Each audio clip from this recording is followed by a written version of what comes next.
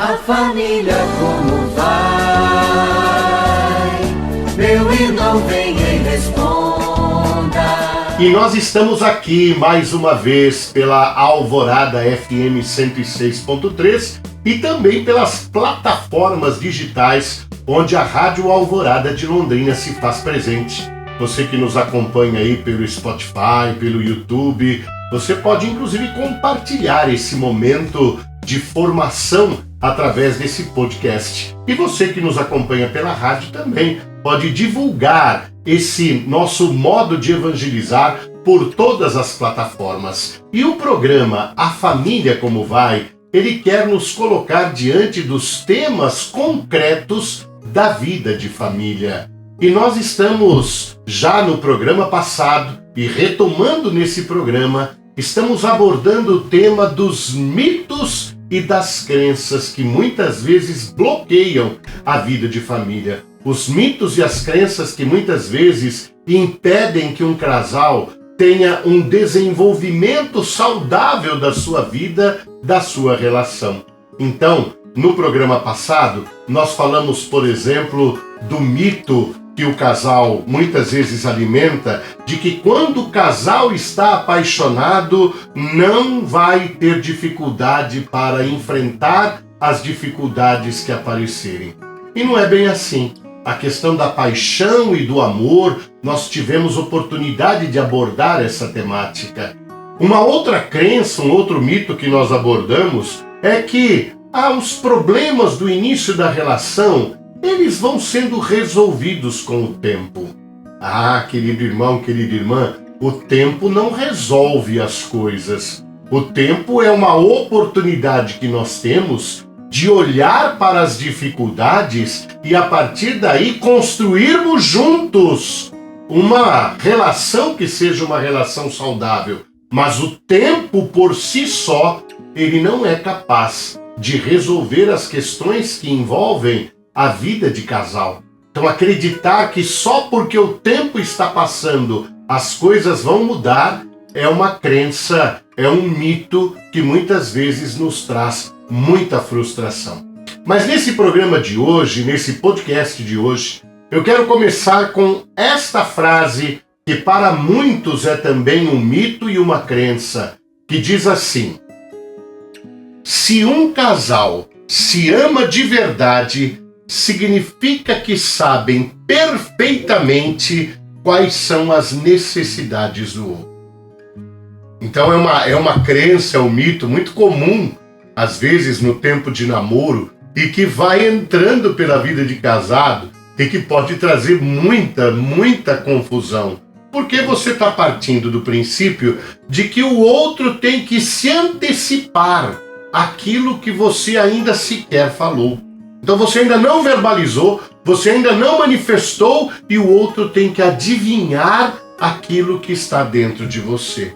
Olha, a base de uma relação é uma comunicação direta e explícita. Então, se não dizemos o que estamos sentindo, se não dizemos o que buscamos, se não externamos aquilo que está nos incomodando, fica muito difícil acreditar que o outro não será capaz de entender e que é falta de amor o fato dele não estar percebendo o que está acontecendo comigo. Isso é colocar uma responsabilidade sobre o outro que realmente não faz sentido. Então, exigir que o outro adivinhe ou interprete aquilo que estamos sentindo, aquilo que estamos passando, não é amor. Isso não é amor. Isso é falta de comunicação.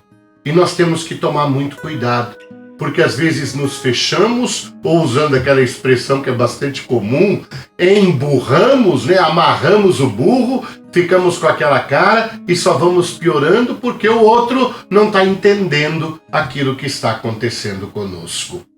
Também é importante que nós saibamos que necessidades e sentimentos têm que ser comunicados, têm que ser escutados, devem ser também respeitados, devem ser acolhidos mais do que interpretados. Aqui vem também uma reflexão muito bonita, porque às vezes, querido irmão, querida irmã, nós acabamos acreditando que porque a pessoa disse, nós temos que resolver o problema que ela nos trouxe.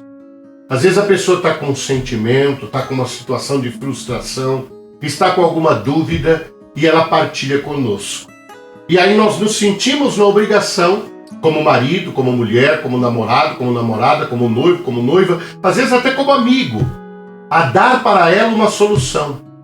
Quando na realidade, o que ela está querendo neste momento é simplesmente colocar para fora uma angústia.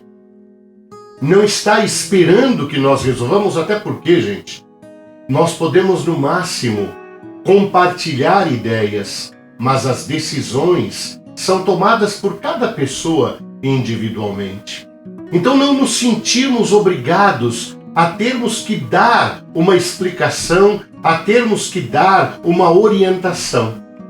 Eu me lembro uma vez em que Maria Helena abriu uma determinada situação que ela estava enfrentando no trabalho, e eu ouvi e na sequência disse para ela o que ela deveria fazer, segundo a minha opinião, e ela dizia ao final, e até bastante emocionada, que o que ela queria naquele momento não era que eu dissesse para ela o que fazer, mas que eu ouvisse, que acolhesse aquela dor, aquele sentimento, aquela dúvida. Então sermos capazes de comunicar, mas também de acolher, sermos capazes de escutar, sermos capazes também de entender aquilo que está se passando na vida de uma pessoa que amamos. Por isso, então, querido irmão, querida irmã, nós temos que evitar o risco de fazermos suposições equivocadas, interpretações pessoais daquilo que está acontecendo com o outro. Eu tomo por base aquilo que acontece comigo e fico achando que o que está acontecendo com o outro é o que aconteceu comigo numa determinada situação e fico querendo interpretar. Ou fico achando que a outra pessoa, diante do meu silêncio, não está sendo capaz de entender o que está se passando comigo. Amor é falar, amor é expor, e amor é, acima de tudo, escutar e acolher. Em toda relação existe o eu, existe o tu e existe o nós da relação. O nós da relação não apaga cada indivíduo que está envolvido nesta relação. Nós fomos feitos à imagem e semelhança de Deus. Cada um de nós é um ser único, querido por Deus. E o nosso matrimônio, ele não nos apaga na nossa individualidade. Pelo contrário, ele nos potencializa a sermos ainda melhores, na medida em que a nossa relação é uma relação que nos faz sermos melhores a cada dia. Recebemos alguém de presente para estar ao nosso lado. Somos colocados como um presente da vida de outra pessoa para que nós cresçamos juntos. E para isso, não fiquemos fechados achando que o outro tem que adivinhar o que está se passando conosco.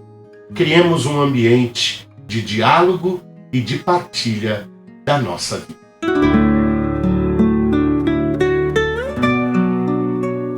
Estamos aqui, continuando com esse nosso podcast, A Família Como Vai. E esse segundo bloco do nosso programa, desse nosso podcast, ele é sempre reservado para uma reflexão a partir da Palavra de Deus. É a Palavra de Deus iluminando a realidade da vida de família, a realidade da vida de casal, a realidade dos relacionamentos. E nós estamos refletindo a partir das palavras do Papa Francisco na Amoris Laetitia, onde ele dedicou um capítulo inteiro para partilhar conosco a leitura do capítulo 13 da primeira carta de Paulo aos Coríntios. E nesse capítulo 13 da primeira carta de Paulo aos Coríntios, nós temos o famoso hino ao amor, o hino da caridade. Esse hino, esse poema, essa página maravilhosa da Sagrada Escritura que nem nos pertence mais. Ela foi tomada por toda a humanidade. Quando se quer falar do sentido mais profundo do amor, se recorre ao texto de Paulo na carta aos Coríntios, no capítulo 13. E nós começamos no sábado passado, começamos no podcast passado, a lembrar aquelas características do amor e como o Papa Francisco, na Amoris Laetitia, as interpreta e nos ensina a interpretar. Então começamos com o amor é paciente. E víamos o que significa dizer que o amor é paciente. Refletíamos que a paciência, que está colocada ali, o termo grego que nós traduzimos por paciência, não é uma paciência acomodada. É uma paciência que age, não é uma paciência de pura aceitação, mas é uma paciência como dom de Deus para sabermos que temos falhas, que o outro também tem, mas que o Espírito Santo de Deus pode agir na nossa vida. E hoje, querido irmão, querida irmã, nós vamos refletir a segunda característica do amor que Paulo coloca ali. O amor é benigno, ou o amor é benfazejo, ou o amor é benevolente, ou ainda o amor é bondoso. E isso significa, na língua grega e também no próprio sentido hebraico desta expressão, que nós não estamos falando de uma bondade simplesmente de palavras, mas nós estamos falando da pessoa que mostra a sua bondade nas ações. Então dizer que o amor é bondoso, que o amor é benigno, que o amor é benevolente, é dizer que o amor faz o bem. O amor faz o bem. E neste sentido, é muito bonito porque essa frase, o amor é benfazejo, o amor é bondoso, ela complementa a anterior, o amor é paciente. O amor é paciente e por isso esse amor também é bondoso. Porque, como eu disse, a paciência na língua hebraica e no grego, de onde vem essa tradução, ela não é uma atitude passiva. Ela é acompanhada de atitudes, ela é acompanhada de uma atividade. E aí é que vem, então, o amor como bondade, o amor como benevolência, o amor como algo que busca fazer o bem. Então, o amor é bondoso, o amor é benevolente, porque o amor faz o bem. Porque o amor vai ao encontro do outro. Porque o amor procura o outro.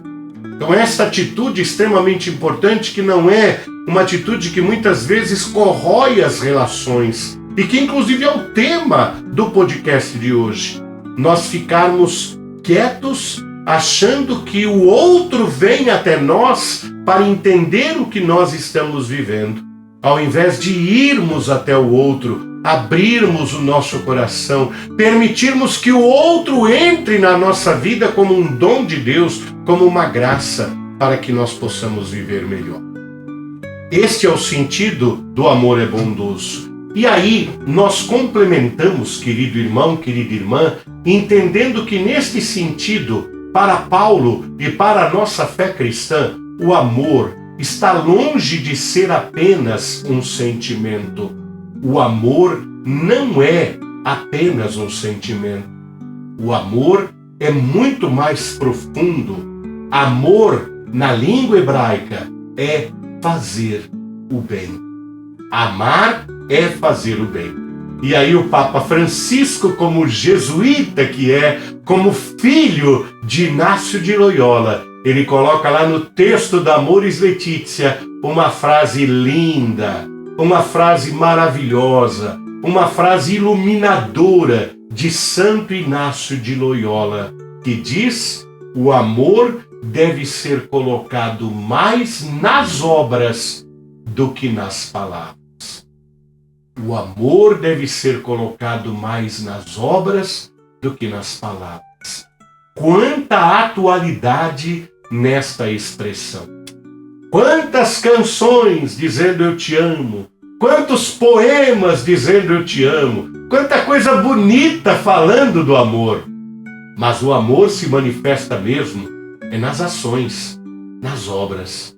E é isso que Paulo quer dizer quando afirma que o amor é bondoso, que o amor é bondade, que o amor é benevolente, que o amor é benfazejo, porque ele faz o bem. E por último, querido irmão, querida irmã, vamos falar então desta fecundidade do amor. Essa fecundidade do amor que está na felicidade de dar, que está na nobreza do doar-se, sem esperar, sem calcular, sem reclamar aquilo que entende como sendo o seu direito. É a disponibilidade para dar e servir. E aí nós temos que realmente estar muito atentos, né? Para não nos colocarmos numa atitude que muitas vezes é uma atitude de somente querermos estar à disposição, mas depois acabamos apresentando a conta à pessoa a quem servimos ou à pessoa a quem nos colocamos como serviço, como bondade. Não. O amor sempre é uma via de mão dupla.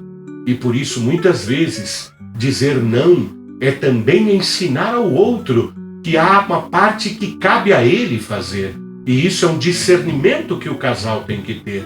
E não dizer sim o tempo todo e muitas vezes realizando aquilo que não lhe compete, porque é a parte que cabe ao outro para que ele cresça, para que ele se desenvolva. Que o Senhor nos ilumine, Ele nos ajude a entender o verdadeiro sentido da frase: o amor é bondoso. Família que reza unida sempre estará. Seguimos com o nosso programa, o nosso podcast A Família Como Vai, e o tema que nós estamos tratando é o tema dos mitos e crenças que muitas vezes bloqueiam, que muitas vezes atrapalham, que muitas vezes dificultam o nosso relacionamento de casal, o nosso relacionamento de família, porque temos certas ideias que são colocadas como se fossem verdades e que na realidade são mitos. São mitos que não se concretizam. São verdades que são apresentadas, mas que na realidade não são verdades. Todo mundo diz, todo mundo repete, músicas e pessoas que falam assim de uma maneira irresponsável e muitas vezes trazendo muita dor, muita dificuldade para o casal. Então nós já comentamos aqui, por exemplo, esse mito de dizer que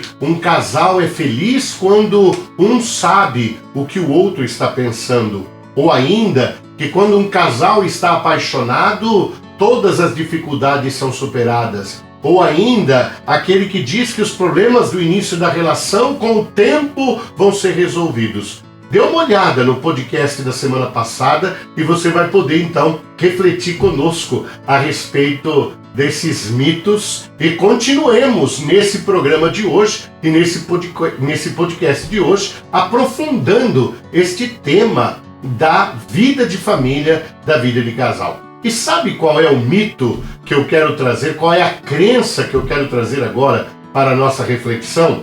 É aquela que diz assim, diz desse jeito: as discussões entre o casal arruinam o casamento. As discussões entre o casal arruinam o casamento. O casal que discute é um casal que não se entende, é um casal onde um dos dois ou os dois não são capazes de ceder, onde um não é capaz de compreender aquilo que o outro está sentindo, vivem como gato e cachorro e por aí afora. E aí então entendemos, e o Papa Francisco já falou disso, que um dos problemas da vida de casal dentro da nossa igreja é que muitas vezes nós idealizamos a vida de casal. Nós transformamos o casal como se fossem dois anjos que ficam voando um ao redor do outro, sempre com palavras de carinho, com palavras de afeto, e todas as coisas vão se juntando graças ao sacramento do matrimônio que um dia receberam. O sacramento do matrimônio que um dia receberam, o dom que um é para o outro, é para que também um possa fazer com que o outro cresça. E muitas vezes, fazer com que o outro cresça significa encarar pontos de vista diferentes. Significa encarar a necessidade do diálogo, da discussão sadia para poder tomar uma decisão. Que não seja uma imposição de um sobre o outro, mas que seja algo que é fruto de uma reflexão de pessoas maduras e não de crianças ou adolescentes birrentos que querem que a sua verdade e a sua vontade prevaleça sobre o outro. Então, meu querido irmão, minha querida irmã, discutir faz parte da relação de um casal. Agora, é claro que nós precisamos entender que um conflito, que é inerente à relação do casal, que está presente nas relações humanas, ele deve levar a ajustes e também ao amadurecimento. Porque também, se for uma discussão só para ser uma batalha entre os dois aí para ver quem ganha, para ver quem se impõe, então de fato não vai levar a lugar nenhum. Nós estamos falando aqui de discussões que nada mais são do que um diálogo saudável, onde por vezes nós até somos levados a ter uma atitude um pouco mais enérgica no sentido de defender uma posição para ajudar o outro a compreender algo que talvez ele não esteja percebendo. Mas sempre com caridade, sempre com respeito, sempre usando a palavra certa. E aí vem essa música, que depois nós vamos inclusive tocá-la, para que ela seja uma referência para nós. Não é fácil, querido irmão, querida irmã, nós termos a palavra certa, na hora certa, do jeito certo e para a pessoa certa. Conjugar esses 4 elementos nem sempre é algo tão simples assim. É uma arte, Porque às vezes as discussões acontecem porque o momento é um momento totalmente inadequado. Os dois chegaram em casa no fim da tarde, depois de um dia de trabalho, e ainda vão encarar uma discussão sobre um tema delicado. Essa semana eu tive até uma experiência bonita no consultório como terapeuta de casal, quando um casal disse: olha, nós preferíamos que o nosso atendimento fosse pela manhã, porque o nosso dia de trabalho é realmente bastante exaustivo. E se nós viermos aqui no final da tarde para conversarmos sobre o nosso relacionamento, talvez nós não aproveitemos tanto como se nós pudéssemos vir às 8 horas da manhã, quando ainda estamos bem dispostos para falar da nossa relação. Olha que testemunho lindo, né? De alguém que entende que para poder discutir as questões, poder entender o que está acontecendo no relacionamento, exige também o ambiente, a palavra adequada, o respeito. Então é isso, discutir faz parte da vida de casal, mas é preciso que ambos possam se expressar. É preciso saber ouvir o que o outro está dizendo. E o ouvir aqui, gente, é aquela famosa escuta ativa, que hoje os coachings, que hoje as pessoas que aconselham, pessoas que estão se formando, ou mesmo aqueles que dão assessoria para empresas, explicam. E que Jesus já nos mostrava, que inclusive no rito do batismo é traçado o sinal da cruz na boca da criança no momento do éfata, e também é colocada a mão sobre o seu ouvido para que ela saiba falar e para que ela saiba escutar. Porque isso é a comunicação. E escutar, querido irmão, querida irmã, é uma arte. Podemos ouvir, mas às vezes não estamos escutando, porque já estamos pensando no que vamos dizer. Já estamos armando qual vai ser a nossa resposta. Já estamos pensando em qual vai ser aquilo que nós vamos falar como o ponto final da discussão, porque teremos vencido. Tem um texto muito bonito, sobre tênis e frescobol. A relação do casal, que às vezes é uma partida de tênis, onde um fica sempre querendo dar uma cortada, onde um fica sempre querendo dar um golpe que vai fazer o outro ficar quieto, ao invés de um frescobol que se joga com alegria na praia, com as mesmas raquetes e com a bolinha, mas onde um fica jogando para o outro, querendo que o outro rebata, querendo que o outro devolva, e os dois preocupados em não querer deixar que aquela bolinha caia. É um texto muito bonito, que trata dessa relação onde os dois estão comprometidos em fazer com que ela seja cada dia melhor. Então, falar, escutar verdadeiramente é a arte do diálogo e, portanto, podemos discutir sim, podemos debater, podemos discernir juntos aquilo que é o melhor. Este foi o conteúdo desse podcast de hoje, desse programa de hoje. Você pode divulgar, você pode compartilhar, você pode curtir para que mais pessoas tenham acesso a esses conteúdos que nós temos certeza que podem ajudar as famílias, os casais a viverem melhor a sua vida. Nós nos encontramos no próximo podcast, se Deus quiser, porque Deus quer saber a família como vai. A família como vai, meu irmão.